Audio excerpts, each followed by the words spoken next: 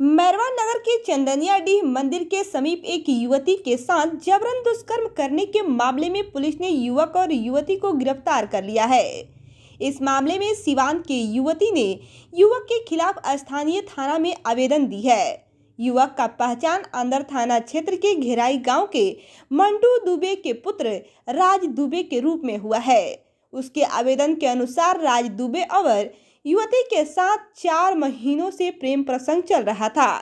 राज दुबे ने मैरवा चंदनियाडीह मंदिर पर फोन कर बुलाया, जो मैरवा पहुंचने पर मंदिर के बगल में झाड़ी में ले जाकर जबरन मेरे साथ दुष्कर्म किया है।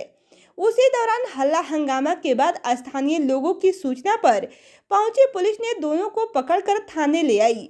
वहीं थाना का निरीक्षण करने पहुंचे एसपी ने युवती से पूछताछ किया है। इस संबंध में थाना प्रभारी राकेश कुमार ने बताया कि पुलिस मुकदमा दर्ज कर युवक को जेल भेजने की कार्रवाई में जुट गई है। वहीं युवती को पुलिस मेडिकल टेस्ट के लिए सिवान सदर अस्पताल भेज दिया है।